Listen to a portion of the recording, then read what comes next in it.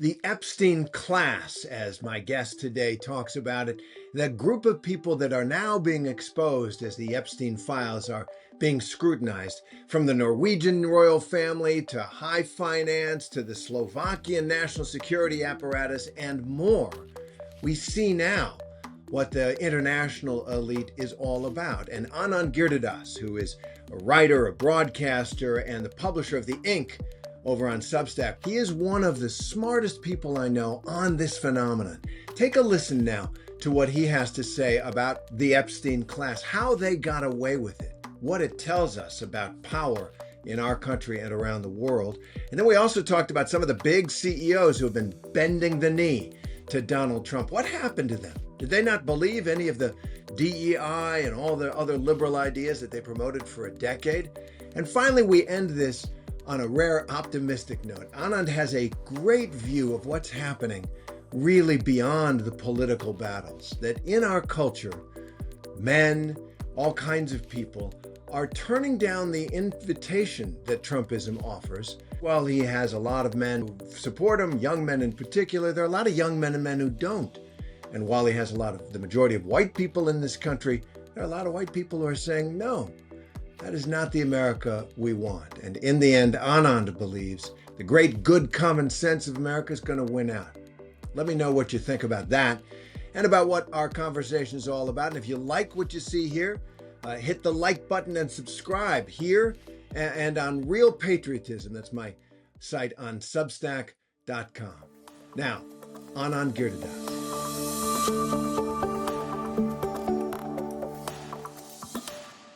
Great to see you, my friend. How are you? Great to see you, as always. You're a busy man, as always, and an interesting man, one of the most interesting writers that I know. And I wanted to talk to you because we are speaking in the wake of, a few days ago, the release of this giant tranche of Epstein documents. I think you wrote the most interesting thing about the entire Epstein scandal, its ramifications deep into our culture and the culture of a certain class of people around the world. And I thought of you, of course, as these names came out. It shouldn't stagger me, but it does. The Norwegian royal family, the former president of Barclays, right? The former UK ambassador to the UN, giving market-sensitive information to Epstein, the spider web of his influence, former White House counsel to Obama, giggling about the expensive purse he gave her, or bag, what do they call it? It shouldn't shock me, but it does. Help me understand what it was, what it is, because it's an abiding problem about these kinds of people who find their way into the web of this darkness.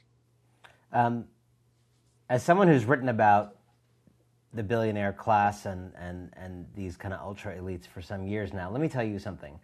I think for the average person who has not thought a lot about this, when you think about people like that, you think, when they come into that kind of money, the first thing they would buy would be a yacht or a plane or a fancy Birkin bag. No. Let me tell you the first thing people in that world buy when they can afford it. Very high-class privacy. They buy themselves email servers of a kind you've never even heard of. They buy themselves, IT advisors. They buy themselves private security. The first thing, if they have any sense, people in that kind of world do, they're publicists, so on and so forth. They protect themselves from you having a glimpse of what they don't want you to see. So they may put out their well-curated social media feed that they want you to see. They may come on a show on TV and put out what they want you to hear that's been vetted by a PR firm. But they work really hard to make sure you don't see the authentic glimpses of how they think about you, what they're really after. And I say all that to say, what these Epstein files have really revealed, among all the depravity they've revealed and just the sadness of what they've revealed, they are an unprecedented glimpse into how the super elite that governs your politics privately out of view, that employs you, that runs your economy, that decides whether or not your kids have health care. It is an unprecedented glimpse behind the curtain at how they actually think, what they actually think of you, what their actual goals are, what their actual morality is. Maya Angelou is right. When people show you who they are, believe them. You're not going to get a glimpse like this very often. And so what I decided to do, back in November when we had the first group of these emails, was it was a little more manageable than 3 million files now. It was in the thousands of emails. And I basically read all of them as best I could. And I did that because I recognized what an unprecedented glimpse this was. And I was also following the lead of so many of these survivors who, in their press conferences and interviews that they've given, these incredibly brave women, have been the first to say, don't let this just be a story about sex crimes. It is absolutely a story about sex crimes. But what so many of them have said is, what happened to me, what happened to us, couldn't have happened without a certain kind of power structure and with a much larger number of people who may not themselves have committed sex crimes, but for whom depravity of the kind that Jeffrey Epstein engaged in was not a deal breaker, was not a problem. And if you want to really understand how this kind of trafficking can occur, you have to understand that this group of people, philanthropists, education leaders, billionaires, high finance people, movie people, academics, scientists, people converging around the TED conference, those kinds of things. That Republicans, Democrats, people who are bold-faced names, people you've never heard of. They form this kind of what Congressman Ro Khanna has called the Epstein class that has a huge influence over your life. But they're fundamentally amoral. They're fundamentally in it for their own survival. They don't care about you. They don't think about you at all, except to figure out more ways to extract profit from you and to keep your voice locked out so they can have the kind of society they want. And these emails show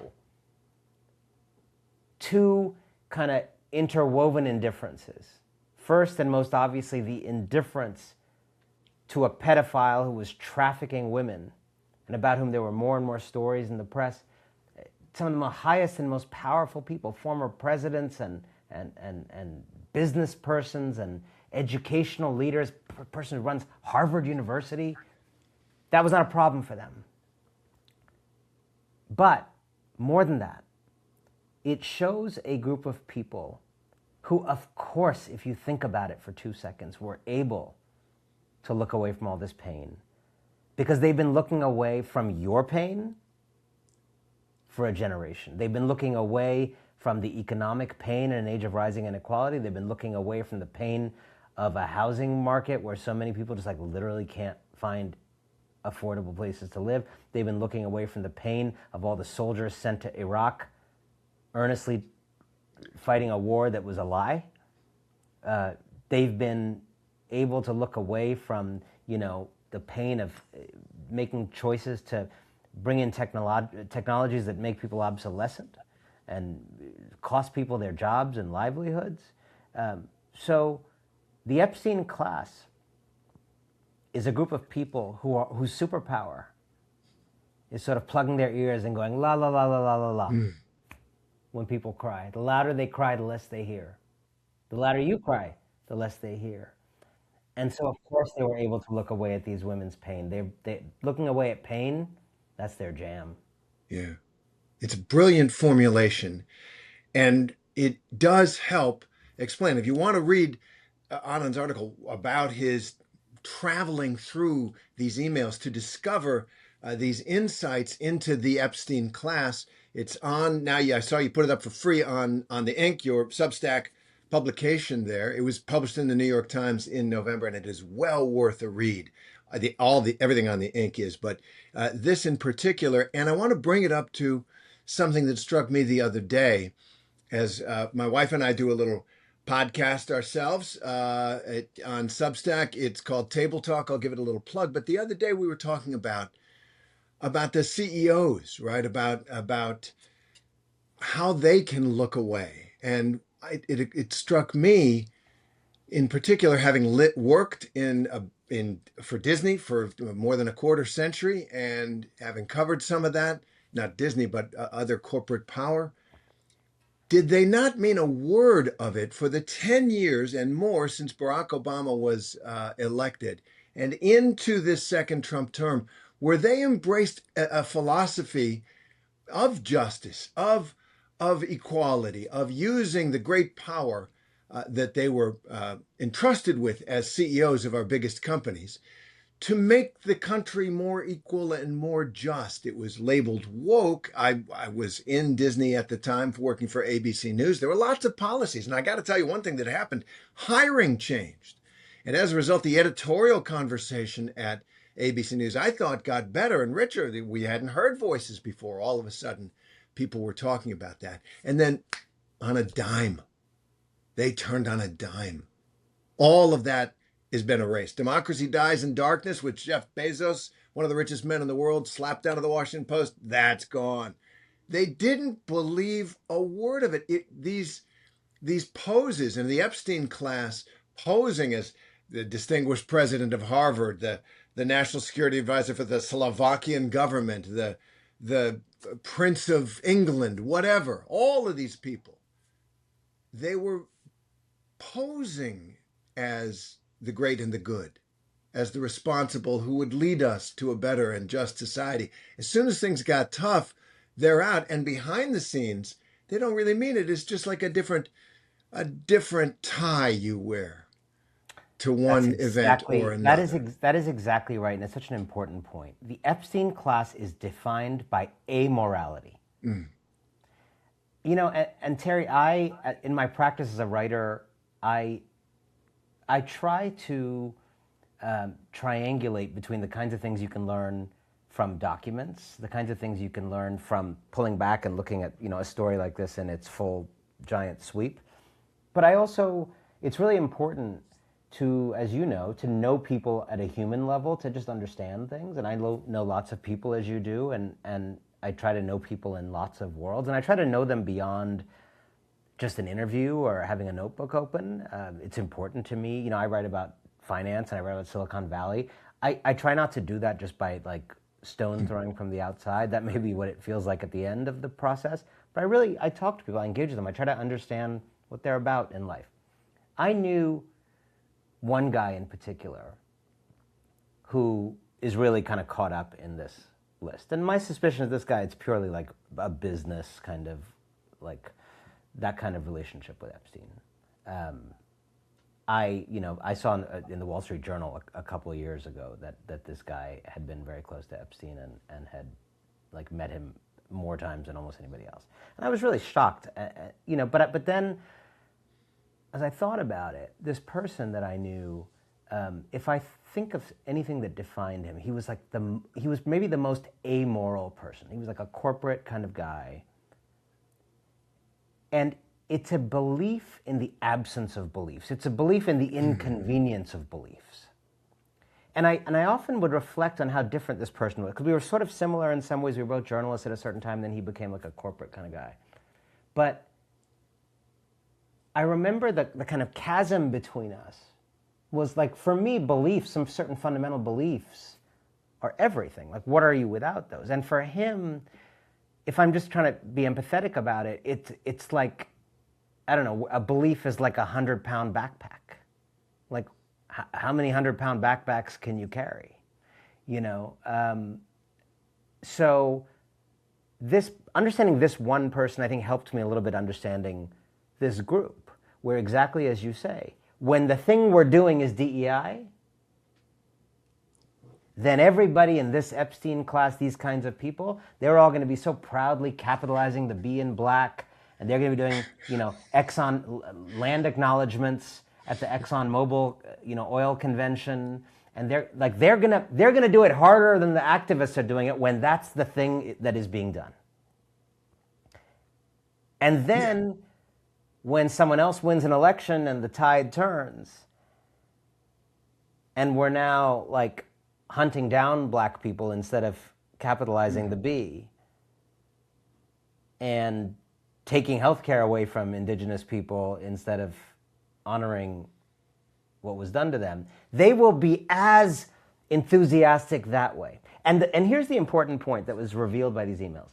They will find a way to profit from whichever direction we're going, and they will make sure they are the leaders of whichever way we're going. So if we're going in the DEI way, they will not only, they'll benefit from it, but they will be the ones shaping how that goes. And then when we're doing the other thing, and we're taking, you know, any books about race, like, they will be the leaders of that, and they will benefit from that, right? Their foundations, like Mark Zuckerberg's, Bill Gates is like, we'll do all these things this way in the Obama years, and then when that's not convenient, like they'll go the other way. This is a group of people who are permanent survivors. You're just trying to survive out there, and these are permanent survivors who in many ways are the reason you're merely trying to survive. Yeah. I mean, it's such a rich area of conversation. One of the things that you said that I thought is the consequences don't attach to them, right? Ever.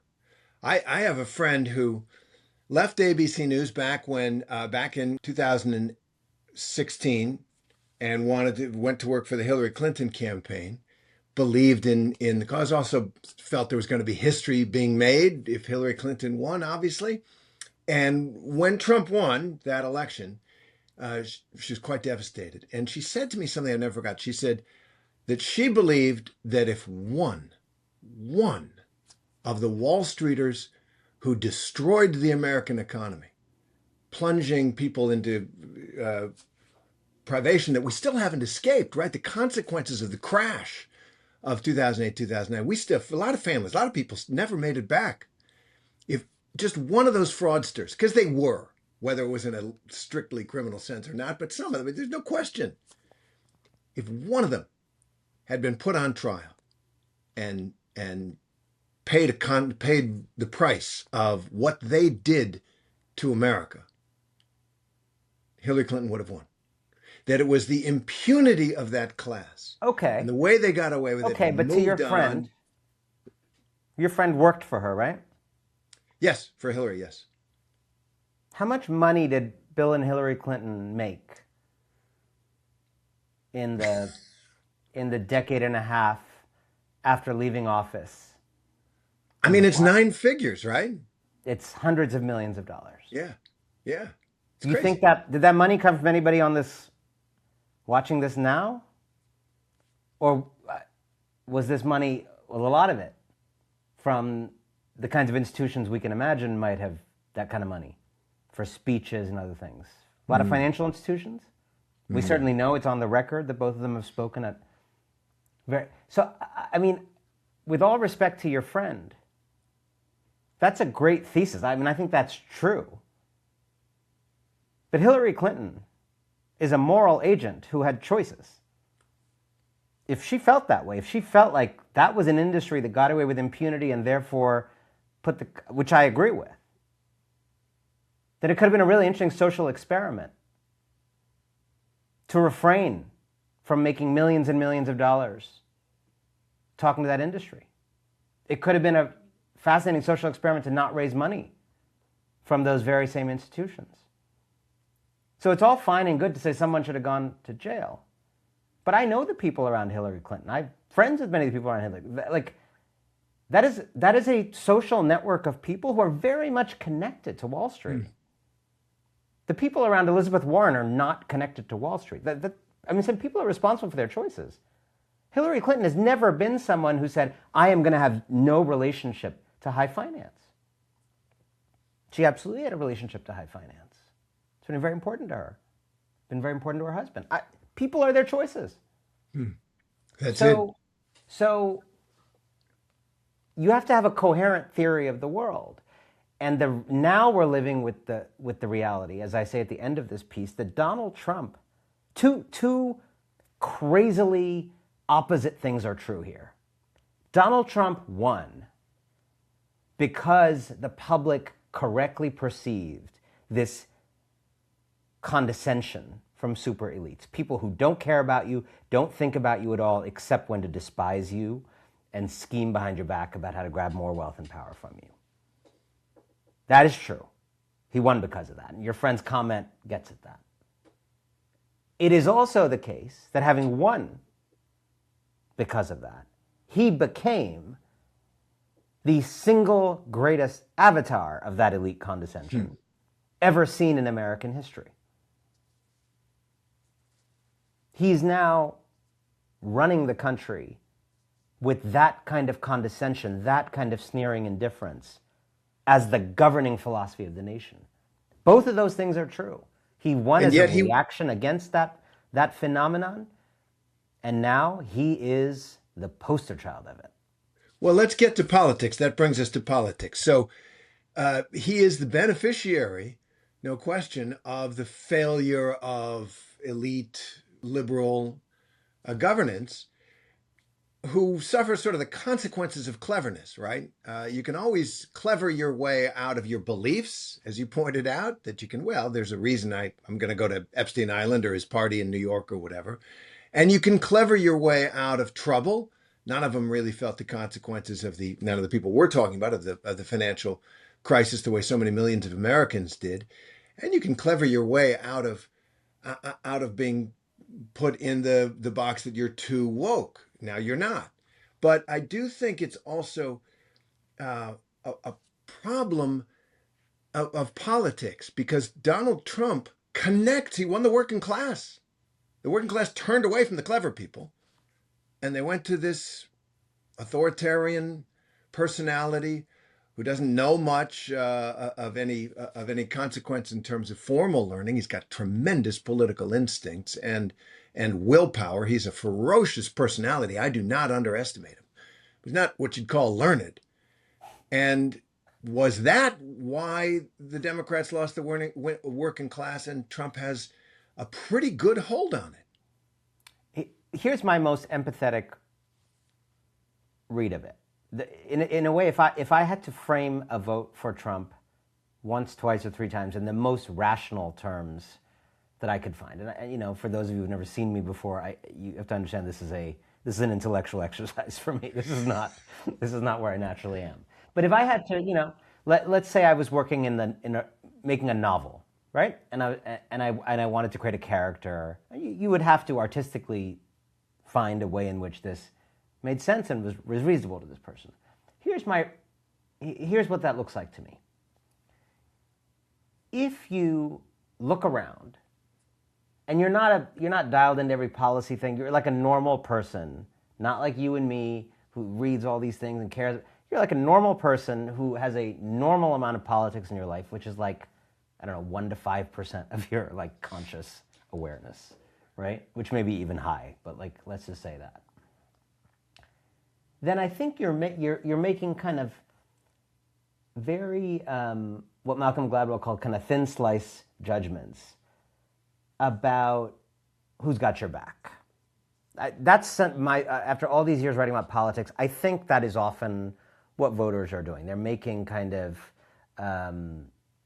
making proxy decisions for they're using the issues that are available to them, a speech that's available to them, a controversy that's available to them, to essentially try to make a judgment about who will really have their back, right? And there's an assumption of there's a lot of surfaces, there's a lot of slickness, there's a lot of nice videos, right? But when shit gets dark, who's really going to be there, right? Which is, by the way, what we're looking for in a mate, what we're looking for in a friend. This is I think a human skill people have, even if they don't understand tax policy.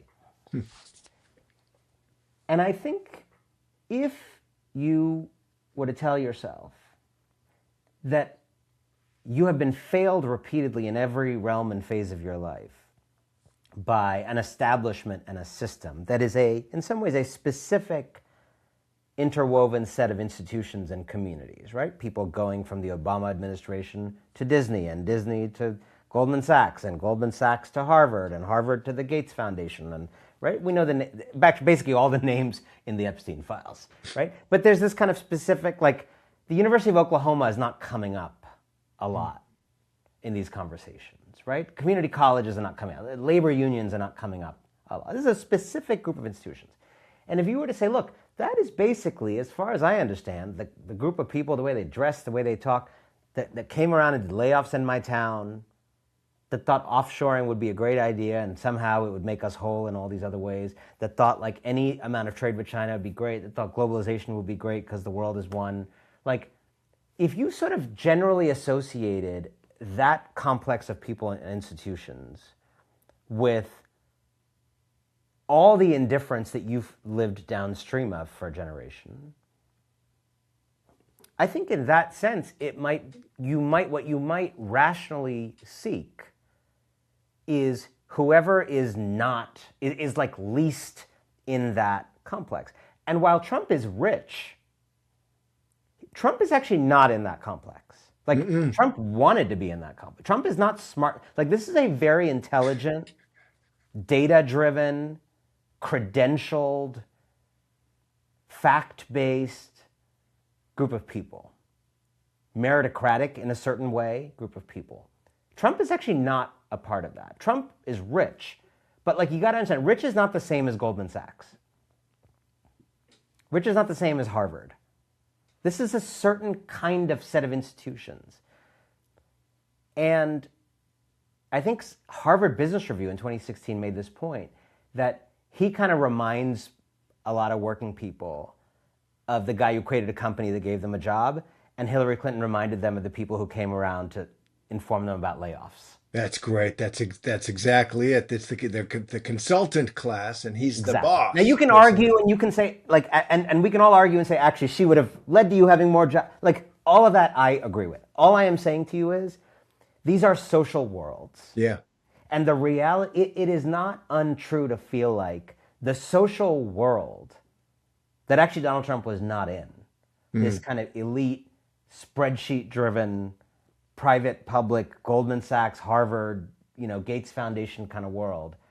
That world just like looked down on you and didn't really help you, and in fact presided over, one of the greatest expansions of inequality in history. And so it might not be irrational to like try another thing. Now, having tried it once and then it really was terrible, like, personally, I can't understand why, you'd want to try it a second time and a third time, but here we are. Yeah. It's Chris Arnade, the photographer and writer, in 2016 drove around the country watching the Trump phenomenon happening. And he said that election was divided between the front row kids, the kids with their arms up and, oh, teacher, I know the answer, and everybody else. And the front row kids kind of won everything in a knowledge, information-driven economy, and pulled the drawbridge up and looked down the nose at everybody else. That's the cartoon version. I would also say that there's a sense of place with Trump. You know who he is. That I remember thinking at one point that, the banker in Greenwich has more in common with the banker in Hong Kong or Frankfurt than he's going to be he does with the fella 1 mile away, right? Who's living in the downtown of wherever he is. So I think that happened a lot. But I want to get to one other thing that you wrote recently, because it's close to my heart. And that's about what has happened, temporarily, I fear, with the determination of the Trump administration to end the temporary protected status for the 300,000 plus Haitians in this country. Haitians are scattered throughout the country. They were in particular numbers in Springfield, Ohio, where about 15 to 20,000 of them settled, helped lift up a Rust Belt town with their hard work and their starting businesses. Trump and Vance both said that they were eating cats and dogs is how they became. I've been there a couple of times. I was thinking about going back to watch, essentially, because the temporary protected status ends on February 4th, and ICE was already announcing they're going to come, pull them out.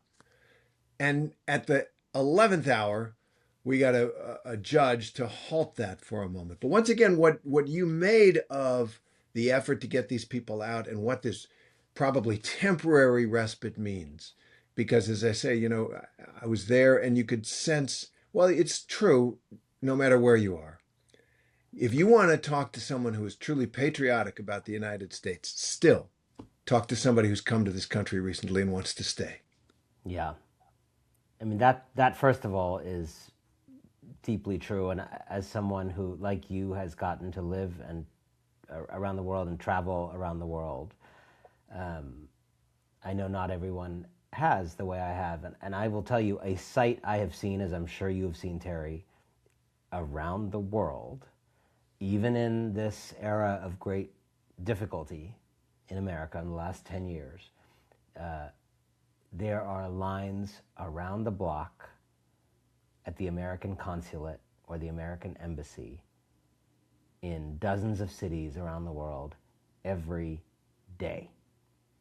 America, whatever we may think of ourselves, we are like a nightclub that everybody is still trying to get into.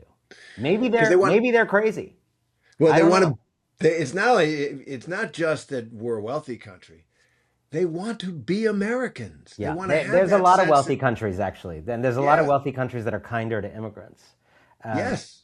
They're coming here because of, I think, one idea that you and I've talked about before that I think is so profoundly powerful, and I think in many ways so deeply ingrained that I don't even think Trump and MAGA can take it away, which is the idea that anybody can become American. There's a lot of differences in this country. I have known a lot of people on the right who deeply believe in that idea. Yeah. I've known people on the right who are vote for Trump, volunteer in their church, and what does their church do?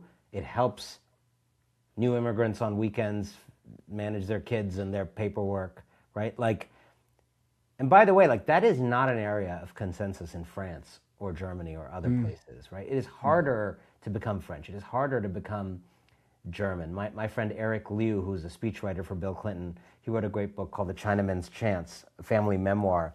And he made this point that is funny, but it's so significant. He was like, my family was loyally Chinese, living in China and no other country for like 5,000 years.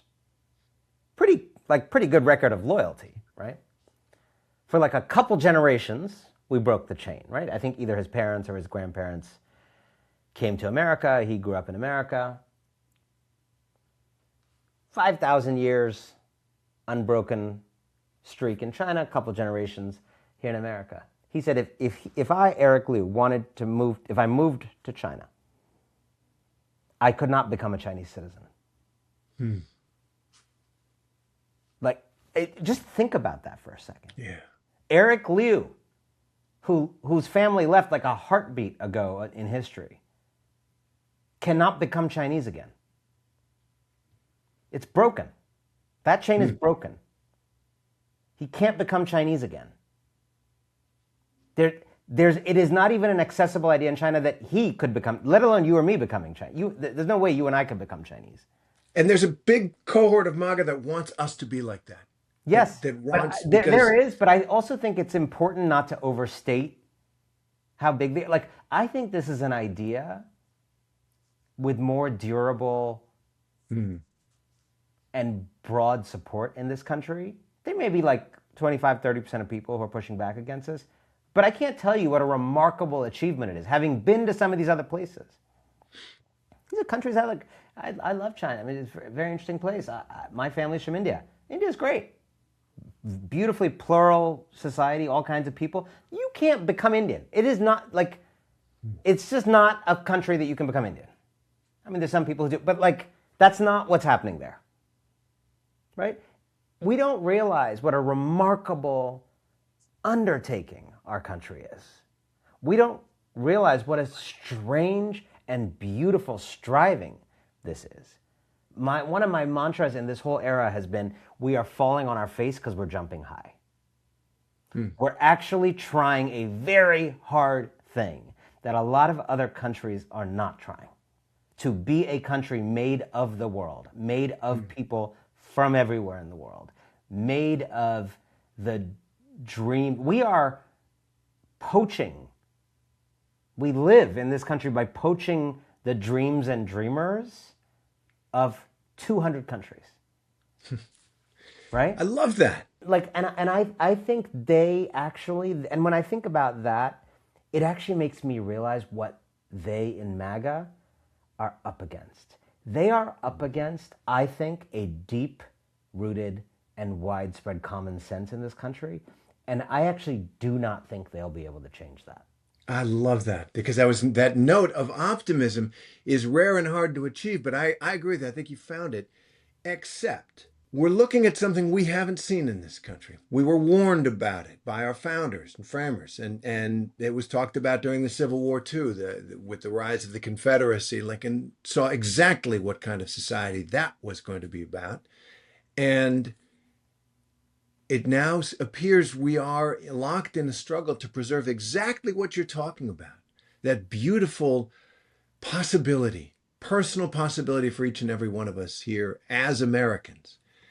And clearly, it is the aim of this administration to end that, to circumscribe it for certain people, to end it for others like the Haitians of Springfield and elsewhere. And are there not times when in the dark night of your soul you think they just might do it? I mean, I think they might do it, but honestly, I want to stress this because I actually don't think we spend enough time talking about this.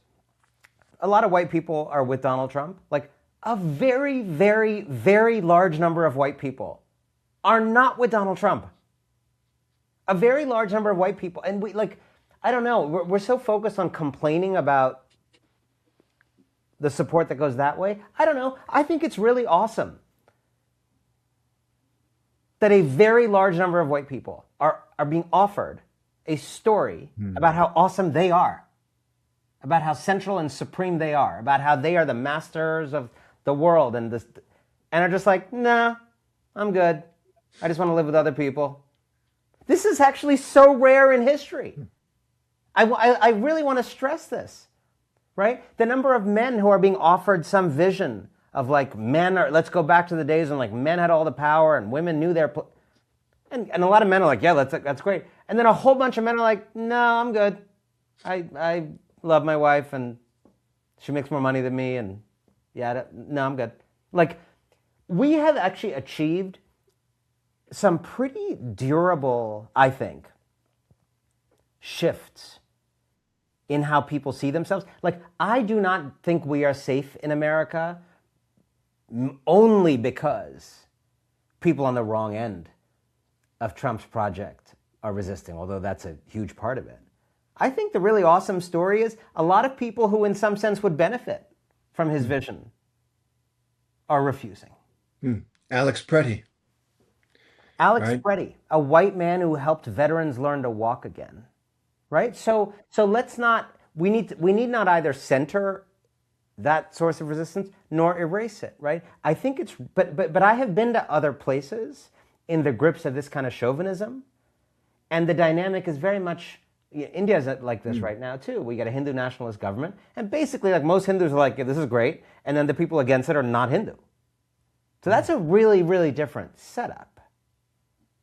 And we are not in that setup. And I really want to stress this to people because this is something to feel good about ourselves about. I think the question of whether this is like a white Christian nation, there's like a huge number of white Christians who are like, no, it's not. That's a rare achievement in history. It's a rare achievement for a society. I think you'd be hard-pressed to find societies in history where such a large number of people who were being told about their centrality were like, no thanks. Yeah. So good on us.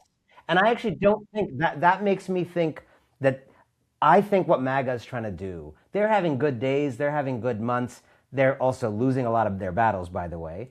Taco, Trump always chickens out. But at the end of the day, I think they are up against American common sense. And I actually don't think they are winning against it. Well, on that optimistic note, nourishment for the days and months ahead. Anand Giridharadas, thank you very much. Thank you so much.